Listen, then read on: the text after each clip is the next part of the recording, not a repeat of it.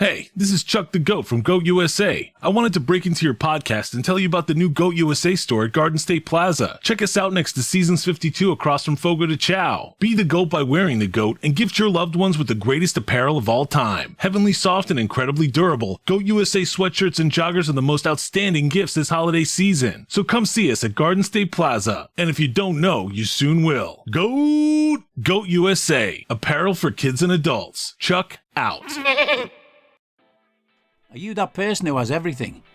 The coolest merch and those must-have fan threads? Well, over at our Anfield Index shop, we've gone that extra mile when it comes to pimping up your Liverpool collection. From our popular range of bespoke design t-shirts, sweaters, hoodies and hats, to our signature edition mugs, prints and coasters, all provided with fast worldwide shipping. We have something for every red. We also stock official LFC merchandise and are licensed with the Premier League and UEFA to sell official iron-on shirt badges and sleeve patches. As a listener to this podcast, you can get 10% off everything with coupon code AIPRO10. Just head over to AnfieldIndex.shop or find us on Etsy by searching for Anfield Index. Hello everyone and welcome back to Rival Recon here on Anfield Index Pro. I'm Harry Sethi. 2 goals in a chaotic 2 minutes saw the Reds turn a 3-2 loss into a 4-3 win against Fulham on Sunday evening, with spectacular goals from Alexis McAllister, Trent Alexander-Arnold and the Warrior, Wataru Endo, lighting up Anfield this past weekend. As City faltered again at the Etihad, Liverpool currently lie second in the table, just 2 points off league leaders Arsenal, who arrive at Anfield in a few weeks' time. Klopp's side will be keen, therefore, to maintain the momentum and pick up another valuable 3 points on Wednesday evening as they take on struggling Sheffield United.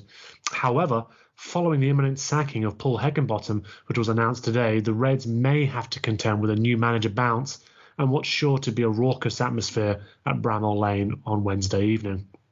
Joining me on the pod this week to share his insight into the unfortunate hand dealt to Heckingbottom this season, why the decision was made now by the club, the rumours around the return of Chris Wilder and more, I'm delighted to welcome on Alex Stewart, otherwise known maybe as Hal the Blade on Twitter, co-host of the award-winning Sheffield Utd Way YouTube channel.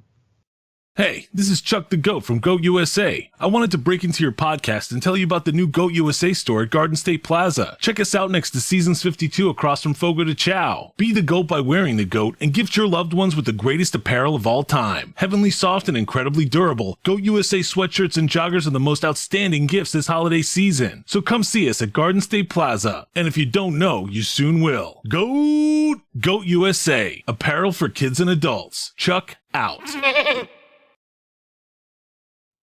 I think whenever a team gets promotion, you think, right, well, we'll keep what we've got and add to it, maybe get rid of some dead wood. Well, we certainly didn't do that. We got rid of our 2 best players and then have brought in a number of new players, which I think have taken quite a time to gel.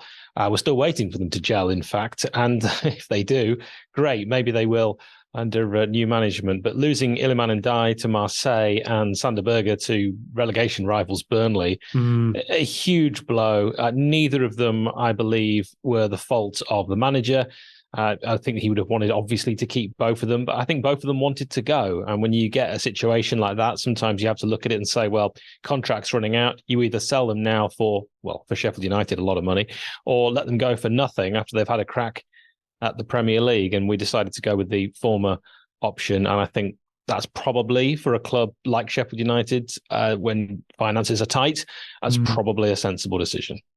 And for those who obviously aren't as close to sort of Sheffield United and perhaps didn't see sort of the games and the performances last season, I mean, just how integral were those 2 players that you just highlighted there? Obviously, centre forward, defensive midfielder. I'm sure Liverpool fans may have heard of Sander Berge before in terms of, I think, sort of a myriad of links between him and a variety of clubs, actually. But I just wanted to get your insight in terms of how Sheffield United were playing the season prior to securing promotion and just how integral those 2 were. Well, we'd have given you a much better game last season. We were stronger. We just were. We're just a better side. Tommy Doyle, absolutely crucial. He's not with us. He's at Wolves. Iliman Ndiaye wins games on his own. He was on the bench against Tottenham in the Cup last season, came on a couple of minutes later, scores the winner. Thank you very much. Sander Berge, on his day, unplayable. Off his day, a complete pony, just to prance about and look pretty. He had too many off days for me, but when he was on it, Sander was fantastic and would clearly be the strongest and best player in the championship. And when I say strongest, I don't mean physically. I mean in his ability with the ball, you'd say that guy should be playing at a higher level. Could never win a header, but everything else, for someone as tall as him as well, really surprising. Everything else about his game, a real Rolls Royce. But Iliman, for me, was the best player I've ever seen in a Sheffield United shirt. Wow. And keeping Iliman was crucial. I think he'd have been vital. Any slim chance that we'd have had of staying up, we needed Iliman. The pressure, when it's on, give the ball to Illy, and he'd just take the pressure off, because it's very hard to get the ball off Iliman and die. And he can do something really special. He's got trick. He's got technique, that close control. He can cross, he can shoot, he can head the ball, he can tackle. If Iliman ever lost the ball, and it was rare, he'd go and win it back. And you don't get that with every footballer. From the minute we first saw him to the minute he left, Illy gave everything. Right, yeah, and I think that's pretty obvious why he was so beloved. And I mean, and actually, I'm going to actually make a note to actually go and check out how Iliman Ndiaye is doing at Marseille. Not to rub salt in it, just want to see this player that you've described there. Well, my advice would be watch him from last season, because he's having a bit of a tough time. Is he? Oh, okay. At Marseille? I think he's. I remember. I think it was last game he wasn't quite ready. Maybe game before wasn't quite ready on the bench, and the manager yelled at him and rather publicly sort of embarrassed him, and so they might have had a little fallout. So it's not going great for Iliman at Marseille. But have a look at some of the highlights from last season. You'll see what I mean. No, we'll do. And it's slightly unsurprising about Marseille, given just the abundance of sort of drama that seems to follow that club, to be honest, at the best of times. I suppose, I mean, just before we go into the players who did come in, you mentioned they're sort of still waiting for a few of those to gel, some coming in unexpectedly given the departures that we just talked about. But when you said that, we would have given you a better game last season, we were a better side last season, in terms of the way in which Heckingbottom had approached sort of building this side and how he had Sheffield United playing. For those who wouldn't have seen much of Sheffield United in the Championship, just describe sort of the approach and sort of the tactical approach that you were used to. Well, 3 at the back. That's been the the formula for a while. I was going to say since the Chris Wilder days. Well, that sounds like Feels a bizarre. like not long ago, yeah. But... it sounds like a bizarre sentence with rumours at the moment when we're recording. But yeah, 3 at the back and then 2 wing backs that would bomb forward, but also have to do so much running because you've got to get forward, but then they've also got to track back and cover. And then sometimes when they were further back, you'd have centre backs like Anel Ahmedhodzic getting further forward and doing that sort of attacking role as well as the defensive, sometimes playing more like a defensive midfielder. We'd push up further than you'd maybe see. That would hopefully not be too deep a defensive line. We were doing a lot of the attacking. Some games, the more difficult games away from home, we'd maybe try and hit teams on the counter. But the majority of the time, certainly at home, we'd take the game to the opposition. And we had players like Oliver Norwood who would just sit, ping the ball out to a fullback who's made a run, or a wing back, I probably should say, or someone like James McAtee who kind of floats all around that kind of front, either attack or midfield. We'd sometimes have 3 in the middle, sometimes just go 2 up top, maybe 1 or 2 behind. It was really intricate. And during the game, players would move and change positions, and wouldn't be much tactical switching in terms of the formation, but there'd be just positional changes. And you could watch it during the match and see the free flowing football. And it was a joy to watch last season. And I really think that a lot of memories are short in football. And with it being such a terrible start to this season, people might forget just how good we were. And we didn't just go up. We got a lot of points. We got a lot of points that in many seasons that would have been enough to win the championship. And I never, ever felt like we weren't going to get promotion automatically last season. That's just how good we looked. And I should add, like this season, we had huge injury problems, which the manager managed to contend with. We didn't bring players in because we were under a transfer embargo. We had what we had. The team was a team, a proper team. They were gelled. The cohesion was there. And they played really well, and I loved it. Yeah, no, it actually sounds like it's don't want us to turn to anything of a therapy session by any such a stretch of the imagination, but like hearing you sort of articulate there just how much good work had gone in to actually get this group together and like functioning at a high level. Naturally, I think it is like pretty upsetting to see the way in which like circumstances have conspired, the injuries that you mentioned there, the key players departing. I suppose that brings us on to, before we talk to the manager and sort of the task that he was really given, the players that did come in the window after those two departures that we discussed. I mean, Cameron Archer from Aston Villa, sort of young 21-year-old centre forward. Gustavo Hammer, defensive midfielder from Coventry. Vinny Souza, another defensive midfielder from Lamel. I think it's Aaron Trusty's a young centre back from Arsenal. And then, if I'm not forgetting any here as well, Bernie Traore, so another young centre forward, Anis Slimani, centre midfielder. And then a free transfer, I think, of Tom Davies as well. I'm probably forgetting a few there. But I mean, on the whole, you can see the philosophy, you can see the age range being targeted as well, in terms of sort of the having prospects develop for the future. You've talked there. I mean, you're losing like integral pieces, or sort of like players that you're used to seeing week in, week out, especially in Dye. It's very difficult to actually sort of try and legislate for that. Of the players who have come in, I mean, were you happy with the business in terms of sort of the players that were sort of profiled and actually in the end made their way like to the club? And you mentioned there a number of them have had a hard time gelling.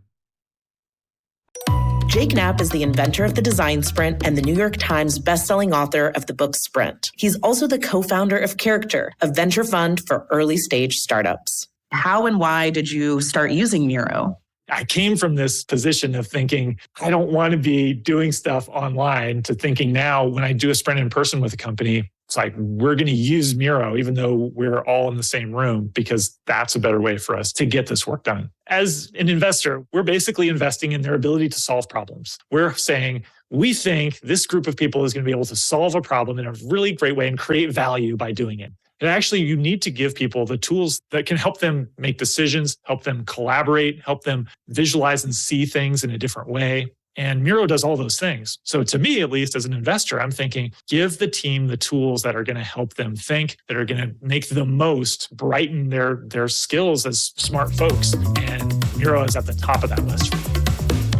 I suppose the idea around young, up-and-coming prospects that will have high resale value is a sensible approach in theory. Yeah. But these players that we brought in aren't ready for the Premier League. And I don't want to sound too harsh because they all might end up being superstars.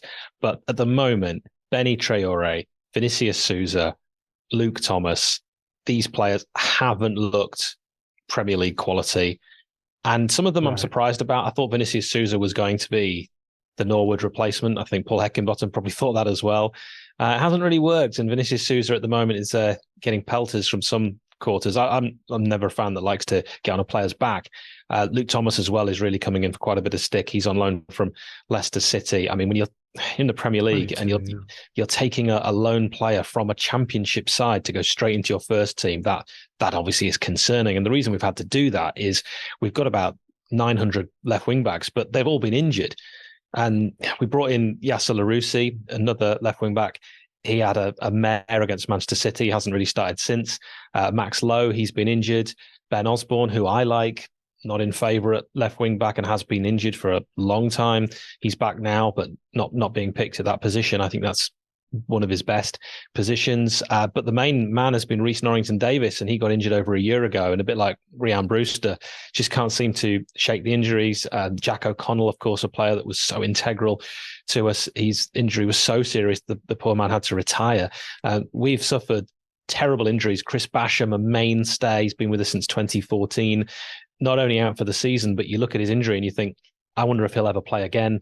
John Egan, our captain, out for possibly the season, maybe slightly less. Tom Davies, who you mentioned, injured almost straight away. We haven't really seen him.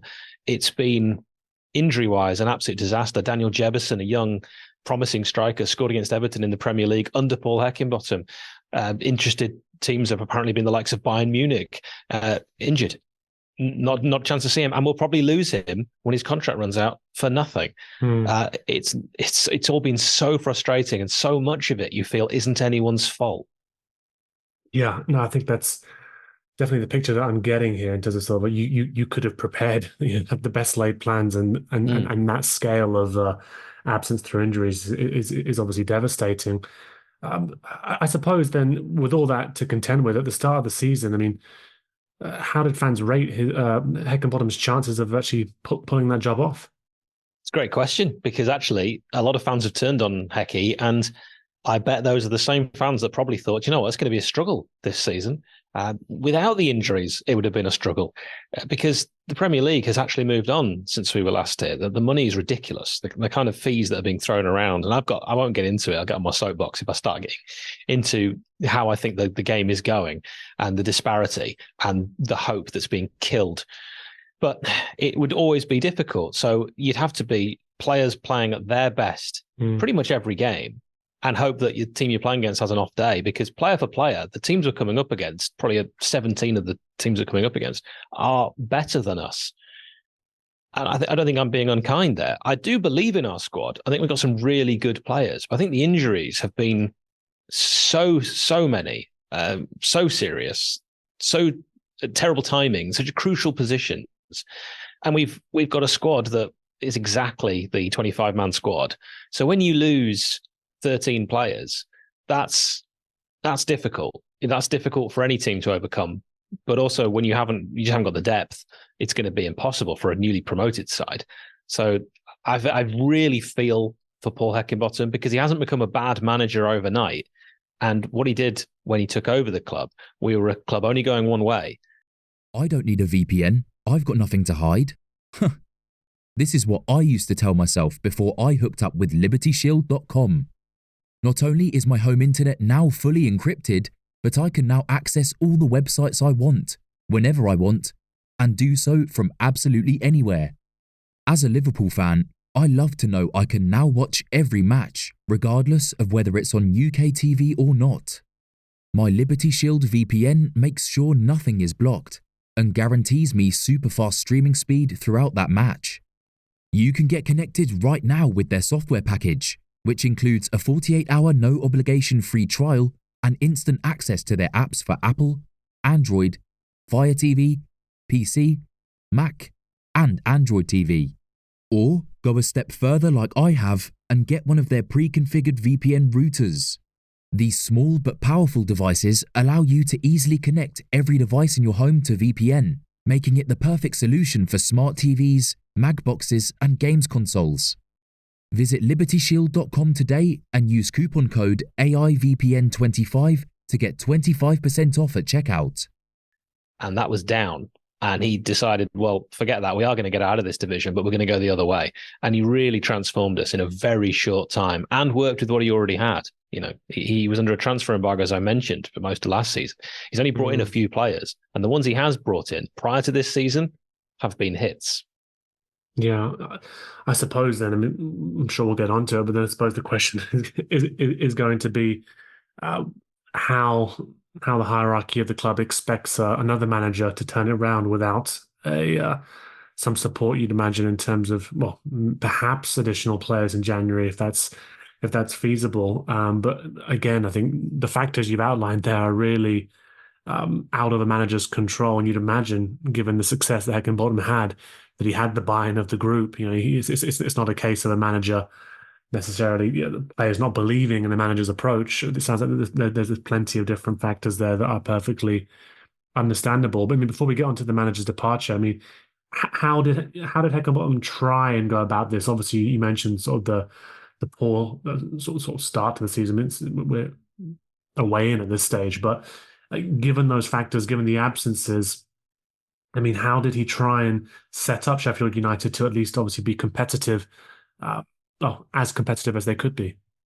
Well, I guess it was hard to know what he was saying, but from the outlook, it certainly looked like, and this is going to sound disparaging, and I'm sorry, but it certainly looked like our plan was, you have the ball, right? And when you don't have the ball, we'll try and hit you on the break, get a goal, and then sit back. And actually, Tottenham away, Manchester City at home, we put up a proper fight. That's what we as fans expected. And we would have been quite happy seeing those kind of performances, because that was grit, resolve, endeavour, giving everything and being unlucky. And we really were unlucky in those games. We probably deserved at least 2 points from those games. We ended up with nothing, but we played really well. And that's early on in the season what we thought we'd see. We thought we would go down with a fight if we're going to go down. What we've seen since then has been the fight has gone. And that's probably what's cost Paul Heckingbottom, is the performances rather than the results.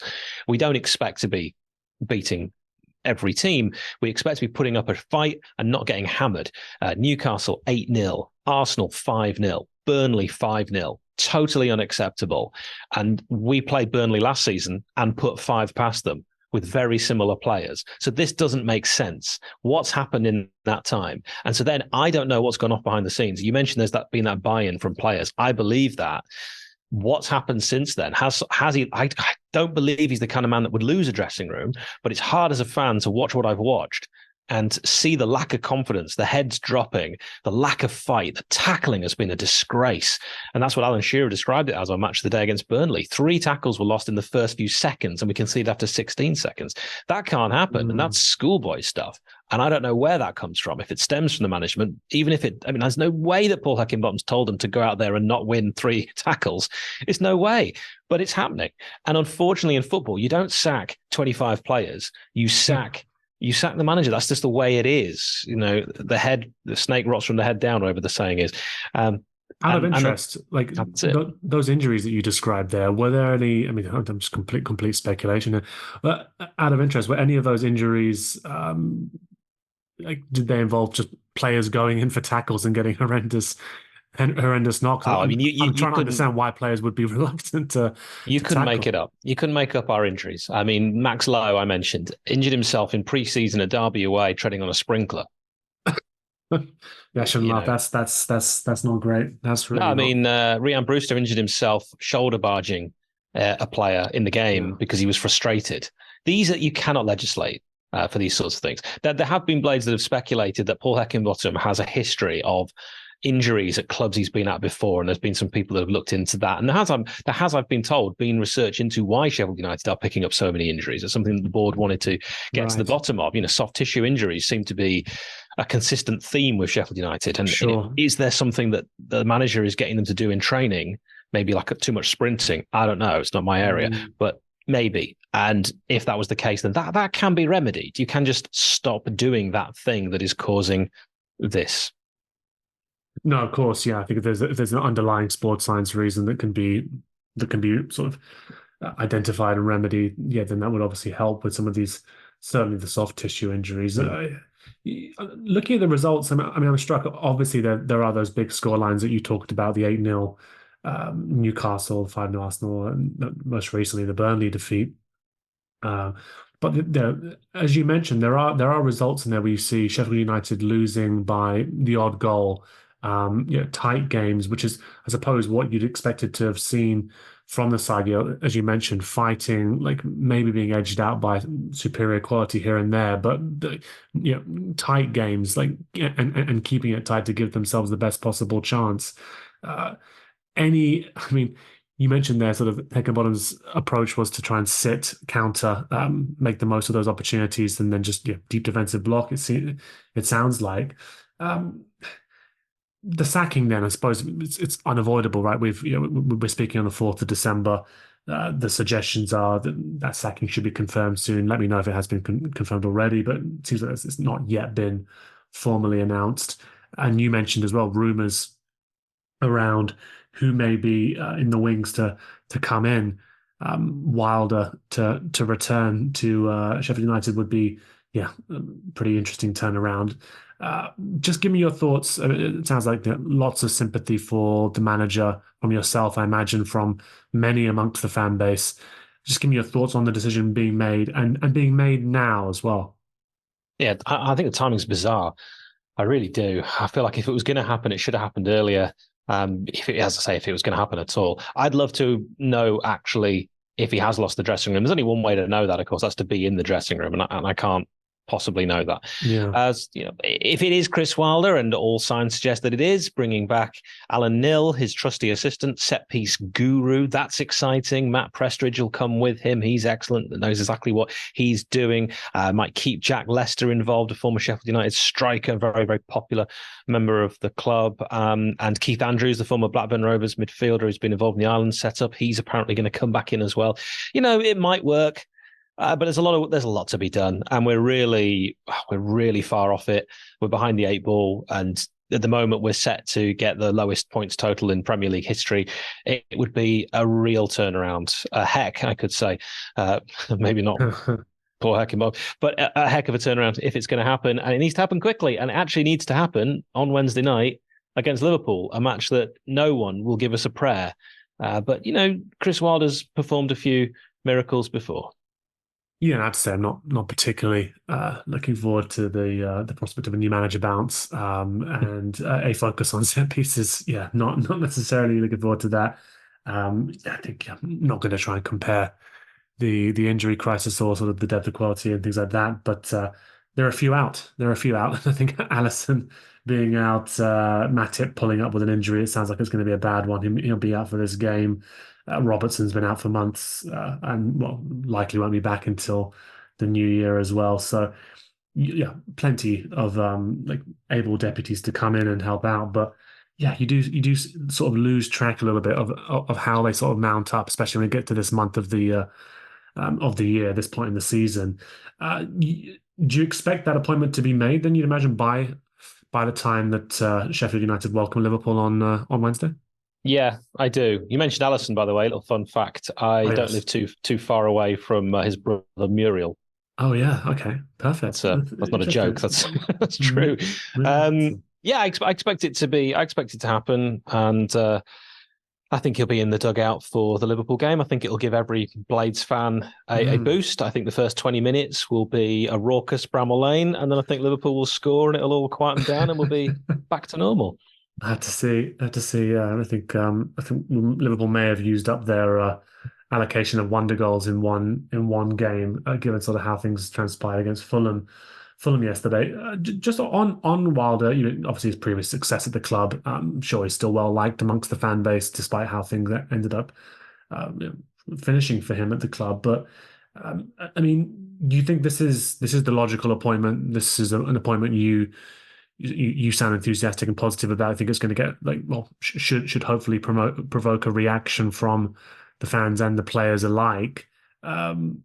Just your thoughts on the appointment in general, and if there were any other options you'd even considered. There's loads of other options. Oh yeah. That I would consider. Which ones were you considering? Well, I mean, I'm not involved in the discussions of who's going to be the new manager, and if I was, I would obviously think about Chris Wilder, because he was a great manager and the most successful Sheffield United manager in my life. But if I was to go a different route, then Fabian Hertzler, the St. Pauli manager, a US-born, English-speaking head coach at St. Pauli. He's very young. He's only just turned 30. He is one that I think is going to be on a lot of chairman's radars over the next few years, and I would like to be the club that takes a punt on someone as exciting. And the way he gets St. Pauli playing, I watch a lot of Bundesliga 2, because I think it's the most exciting league on earth. And I think that might be a controversial opinion, but I'm slightly disillusioned with a number of top leagues, as I've mentioned to you sort of already, with the disparity. And anyone can beat anyone in Bundesliga 2. And so I enjoy it. And I've watched the way St. Pauli have developed under him. And I think this is a manager. This is someone who gets the very best out of his charges, because he's sort of taken over a team that was very poor, not doing very well, couldn't buy a win, and kept the same players, and they're top of the league. And that impresses me. So I would maybe go, we're going to go down, let's be realistic. So I would maybe look at something that's going to be for the long term. Chris Wilder's great, and he could be for the long term. He's 56. That's slightly older than who I've just mentioned. And I think this could be one that you'd look at and go, right, we'll go down this season, but we'll go with the championship next season, and we can actually push for promotion with a long-term vision, a long-term plan. Let's bring this man in who can do that. Now, it might be Chris that does that. It might be. He might have the kind of Roy Hodgson-like career and be a manager for many, many more years. And I really hope that's the case, because I'm talking to you now with a laptop in front of me that I'm using, which has a Chris Wilder sticker on it, which has been on it for years, because I love Chris Wilder. But there's a part of me that's worried that he will taint his legacy and he will ruin what he's done. And he got us to finish 9th in the Premier League. That is absolutely brilliant. And we should have finished higher. And I'm absolutely convinced that had the COVID pandemic not happened, we would have finished higher. We'd have been in Europe and it would have transformed my beloved club. Yeah, no, it does sound like a unifying figure to come back into the club, and yeah, as I said, hopefully provoke the sort of reaction that you want. Out of interest, I mean, did you get the really interesting sort of outline there of Hertzler and the way in which he's has St. Pauli playing at the moment, and sort of I think an exciting coach to keep eyes on. But do you get the impression that, I mean, if let's say Wilder is appointed, any indications whatsoever at this stage that it could be a shorter appointment? Yeah, but like as you say, maybe there's even some apprehension from Wilder about tainting his legacy as well, and it could be a sort of a stopgap solution, till the end of the season. I don't get think the impression so. Yeah, I don't think so either. I think this can't be a stopgap to the end of the season. We've got so many contracts running out. You need someone that's going to sort that out. Of course. So no, it won't be that. It will be, I don't know how long the contract will be, but my guess would be sort of 1.5 years initially, and then just see how we kick on. I think that realistically, he's not going to be judged on this season, 24 more games that everyone expects us to lose. He'll be judged on the start of next season, probably in the Championship. If he can pull up a miracle and we stay up, that'll be the greatest achievement in my life. And I will genuinely be so happy. I'll be delirious with joy, and I want nothing more than that. But it probably isn't going to happen. And so then you look at, well, how will he begin the Championship next season? That will really be the test. And you know what? If we start well, fantastic. If we start badly, we could be looking back on this decision on the 4th of December as a pivotal one in Sheffield United's future. And in terms of the timing, we mentioned slightly odd timing. 4th of December is where it's muted that this sacking is now imminent. Do you get the impression, obviously, sort of different levels of finances available for the club, as you've already alluded to there, sort of the best league in the world and just how competitive these leagues are. The timing now, do you get the impression that Wilder will receive or will be expecting any backing in January to make any signings that are more, I don't know, players akin to maybe what he will want to try and do for the rest of the season, or not? There's a few issues, I suppose. We haven't got any money, which is a big one. But if he was to sell players to then, obviously garner some income, I fear that we've not got too many high value assets at the moment, because actually their value has decreased, because even players like Anil Ahmedhodzic, who I think would be a tasty and tantalizing prospect for many clubs to sign, his stock's gone down because he's having such a bad time of it. But hopefully that'll change under Wilder. He can get a tune out of the players that aren't performing, and I'm sure he can. But he'd have to move players on. We've actually got, I mentioned it, most of them are injured, but we've got a full squad in terms of how many players you can register in the Premier League. So we'd have to either unregister some players and still pay them, which for a club short of cash seems ludicrous, or you have to sell them. And I'm not sure how many clubs are going to buy, for example, John Fleck in the kind of current form that he's in and his injury record, because he's been out for a long time this season. He's just coming back, and he's not the John Fleck of old, because the John Fleck of old would have been worth 12 million. The current John Fleck isn't worth 200,000. Yeah, no, it certainly presents challenges if you were trying to sort of look for new players to come in. Naturally, as you say, I mean, a lack of money being the fundamental one. I suppose then, I mean, throwing you into the dugout for a second, along with Chris, there, just to see, what would your approach be to the rest of the season in terms of any changes to sort of how you think? Well, obviously positive results, but like in terms of like a change to the tactical approach of the team to try and get the most out of the remaining games. As you say, there the expectations are not high for the rest of the season. But is there anything that you would change tactically? You think that might give you a slightly bit more of an edge? I actually like 3 at the back. I've been a big fan of it since Nigel Spackman in 1997. Our manager started us playing like that. But I'm also a fan of wingers. We don't have any wingers, so we probably can't do too much. I'd like to see us have a few plan B options. Chris Wilder famously didn't have too many of those. Maybe a 4 at the back occasionally when it suits, depending on who we're playing. I think realistically, he's probably going to go with a kind of 3 at the back, your 2 wing backs. I think he'll probably play 1 up top, maybe another in behind. He's got to get that right because Cameron Archer can't play as a 10. He is a pace merchant. He needs to be your out-and-out striker. Maybe, with flick-ons from Ollie McBurney, setting up Archer to burst past 2 slower defenders. That probably needs to be the sort of way that we go. I think we're going to have to make do with the players we have, and Wilder's going to have to figure it out. He's going to have to figure it out very quickly. Yeah, it feels like quite a sober welcome back chat from Wilder to the squad and in terms of sort of just the options available to him for the rest of the season. First and foremost, then Wednesday night, as you're expecting the manager to be announced by then, as you said, should be a raucous atmosphere for the first 20 sort of minutes or so. Will be important for Liverpool to sort of ride that period for certain. How are you expecting Chris Wilder, if he's in the dugout, to approach that game, and taking lessons as well, I suppose, from some of the previous matches against Newcastle and Arsenal anyway, in terms of sort of obviously trying to avoid any big score lines, but like obviously wanting to provide a performance for the fans after such a big decision. Blood and thunder, get stuck in, win your tackles, show some grit, show some determination, but also play a bit of football because we can. And he saw that before. We've taken teams like Manchester United apart for a half this season and under Chris Wilder when we put 3 past them in that season that we finished 9th. We've done it before. He knows we can do it. We beat Arsenal under him, Tottenham, Chelsea, these big names at Bramall Lane. We know the recipe. He knows what to do. He'll certainly get them fired up. Absolutely. No, I'm expecting it to be, a tough atmosphere to contend with. And I think for Liverpool, it's very important to start off with the right sort of intent. No ounce of complacency here at all. But I think that's exactly what you can end up falling into a trap if you do that. And I think Liverpool's performance at Luton actually was a very good example of that. Actually, I think attitude was right, but if you don't take your chances, you always leave it open for. Obviously a boost in confidence from the home fans. So we're expecting a tough atmosphere. And Hal, just want to thank you again for coming on. That was a busy day with the news breaking, but really appreciate your insight, and of course, best of luck for the remainder of the season. It's been a pleasure. Thank you so much.